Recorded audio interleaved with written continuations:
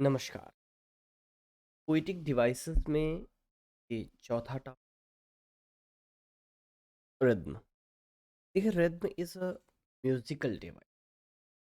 इसके विषय में लगभग आपने सभी ने सुना। बट इन लिटरेचर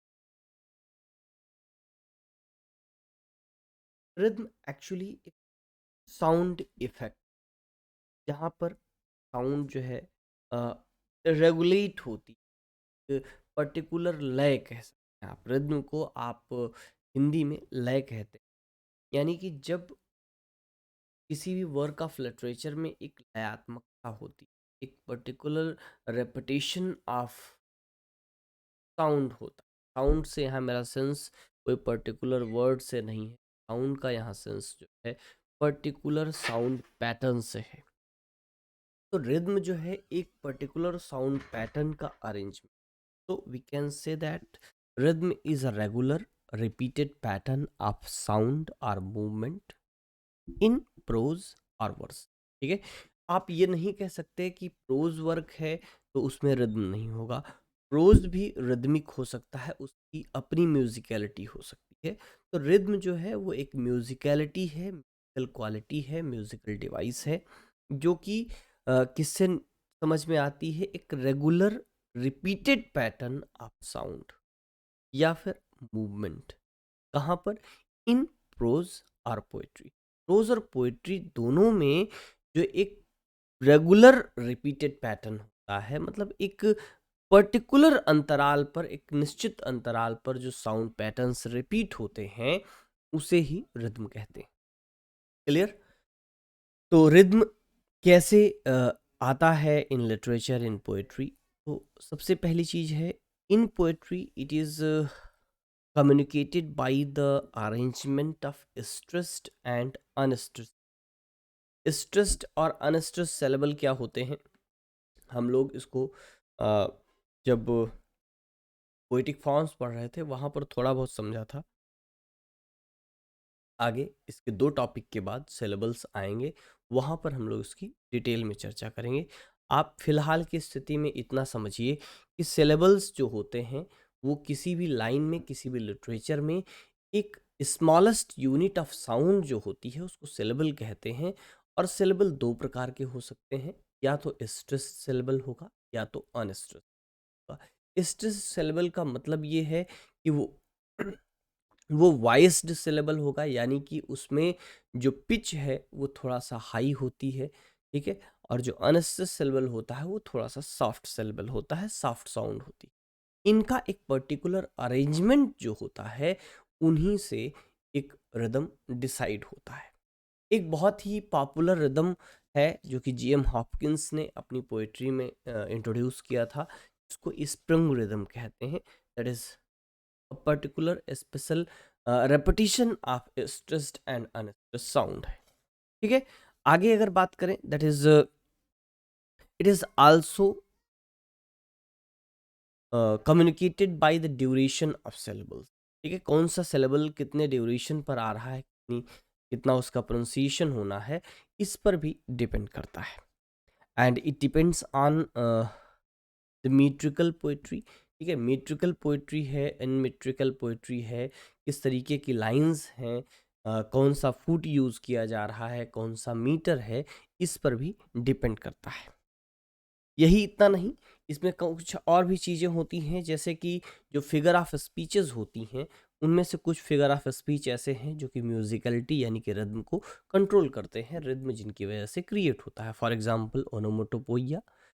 ओनोमोटोपोइया क्या है? Onomatopoeia is a figure of speech in which sounding words, or we can say that the names of sounds are used at a words and to give particular meaning। जैसे जो buzzing sound है, bees are buzzing, जो बीज जो होती हैं, मधुमक्खियाँ जो होती हैं, उनकी जो बजिंग साउंड होती है, उसको अगर मान लीजिए एक वर्ड के रूप में यूज कर लिया जाए, दैट इज ओनोमोटोपोइया।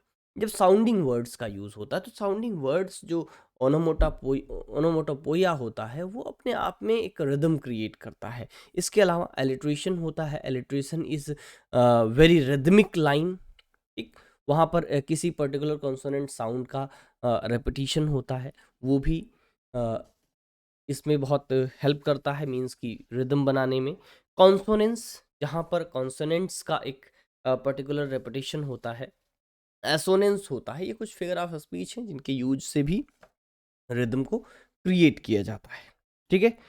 और इस रिदम से कुछ स्पेसिफिक इमोशंस होते हैं जिनको पोएट डिलीवर करने की कोशिश करता है।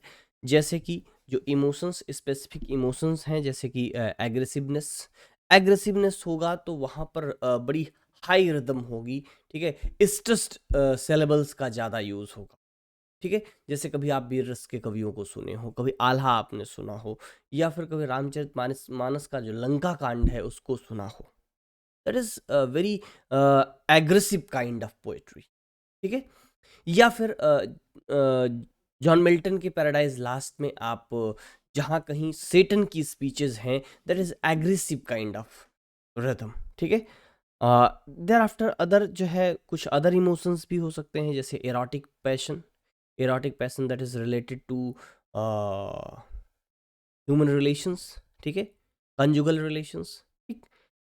वियरीनेस, थकान को भी एक्सप्रेस करता है। लव एंड हेट्रेड को एक्सप्रेस, कुछ इमोशंस, पर्टिकुलर इमोशंस होते हैं जिनको कुछ पर्टिकुलर रिदम के थ्रू जो है एक्सप्रेस किया जा सकता है, ठीक है। और ये होता है रिदम। एंड रिदम जो है हमेशा साउंड्स के जरिए, साउंड प्रोसेसिंग के जरिए, साउंड्स की क्वालिटी के जरिए प्रोड्यूस किए जाते हैं। साउंड्स जो होती हैं, सॉफ्टनेस होती है साउंड में, साउंड की जो क्वालिटी है उन्हीं क्वालिटी के जरिए रिदम क्रिएट किए जाते हैं। सॉफ्टनेस, शार्पनेस, ठीक है। एक सॉफ्ट साउंड होती है, दूसरी शार्प साउंड होती है जिसकी पिच हाई होती है, ठीक है। हार्श साउंड होती है जो कानों को बहुत इरिटेटिंग लगती है। जैसे आपने कोई बड़ा लोहे का बर्तन, कोई तसला वगैरह जैसी चीज को भी रेत पर रगड़ करके देखिए, बड़ी इरिटेटिंग साउंड होती है, दैट इज हार्श साउंड, ठीक है। एंड स्मूथनेस होती है ऐसी साउंड्स, मेलोडियस साउंड जो आपके कानों को बड़ी अच्छी लगती है, जैसे चिड़ियों का चहचहाना सुबह सुबह, हल्की हल्की ब्रीजिंग, ठीक है, हवा की हल्की हल्की आवाज़, फूलों की महक के साथ, वो एक अलग, दैट इज सॉफ्टनेस, ठीक है, सूदनेस। एंड रेजोनेंस, ठीक है, जो प्रतिध्वनि होती है, इको, ठीक है।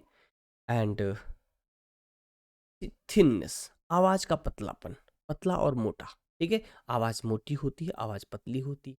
तो ये बहुत सारी साउंड की क्वालिटीज होती हैं जो कि रिदम को डिसाइड करती हैं, ठीक है। They are created by the use of certain letters which have such characteristics.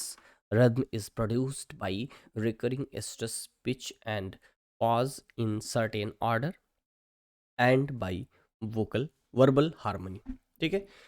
जो रिदम होती है को क्रिएट करने के लिए कॉन्सोनेंट्स एंड वॉबल्स होते हैं, उनको एक पर्टिकुलर ऑर्डर में सेट किया जाता है, और जो पोएट होता है उनको एक पर्टिकुलर ऑर्डर में यूज करता है। जैसे आपको कोई भी सॉन्ग सुनिए, हर एक सॉन्ग का अपना रिदम, ठीक है। और first thing is that this rhythm is actually musical quality and in poet also introduced with the help of music and musical instruments. But the words and sounds, the lines of poetry have their own musical, have their own rhythm also. For example, if you have listened Shivatandav Stroth, that is a Sanskrit poetry, and you will find that it is very rich in its musicality.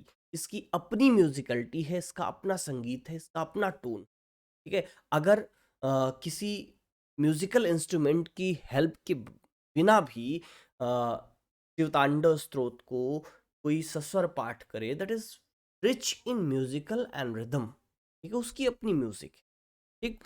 तो इसी तरीके से poetic lines का अपना rhythm होता है, अपना meaning होता है, उनका अपना उतार और चढ़ाव होता है। सिंपल सा सरल भाषा में दैट इज इनका अपना उतार चढ़ाव होता है। Means high sound, low sound, stress syllable and unstress syllable, इन्हीं से मिलकर के जो एक रिदमिक पैटर्न बनता है, that is rhythm in poetry, ठीक है। केवल पोएट्री में नहीं, ये प्रोज में भी हो सकता है, पॉसिबल है, ठीक है, क्योंकि वहां भी स्ट्रेस और अनस्ट्रेस सिलेबल का पैटर्न बनता है। अगर प्रोज में भी इस तरीके के एट होते हैं, वहाँ भी एलिट्रेशन क्रिएट होता है, वहाँ पर ओनोटोपोइया यूज होता है, कॉन्सोनेंस यूज होता है, असोनेंस यूज होता है. Then prose may also be rich in musicality and may also have, ठीक है, but primarily rhythm is quality of poetry. ठीक है, प्राइमरली ये पोइट्री की क्वालिटी है.